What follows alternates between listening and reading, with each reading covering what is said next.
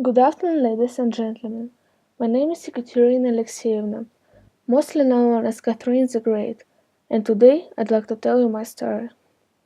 I was the most renowned and longest ruling female leader of Russia, reigning from 9th July 1762 until my death in 1796 at the age of 67.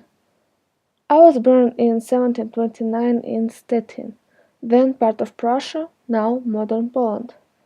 In 1745, I was accepted into Russian Orthodox Church, changed my name to Catherine, and married Grand Duke Peter, who was the grandson of Peter the Great and heir to the Russian throne.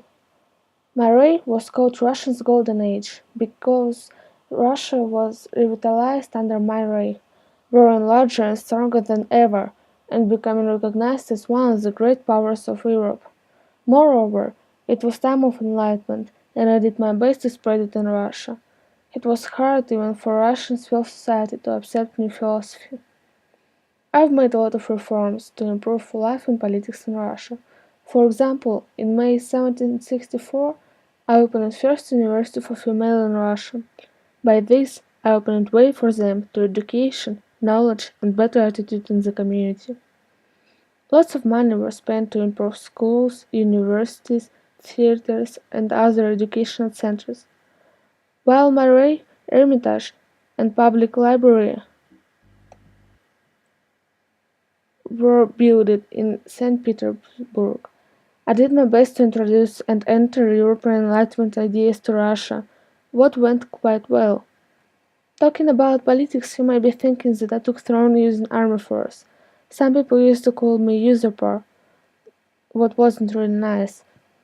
It was a question of perishing with Peter III or by him, or else saving myself, my children, and perhaps the state from the disaster that as moral and physical facilities promised.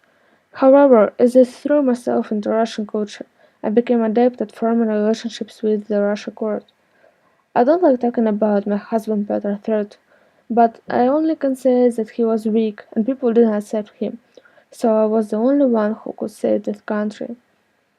During my reign, Russia expanded her territories into Belarus, Lithuania, the Crimea, and Poland. I tried to extend borders and strengthen the role of Russia in the world.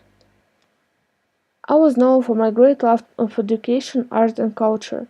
Also, I read widely and instituted one of the first schools for women. I corresponded with some of the greatest literature figures of the day, such as Voltaire and Diderot.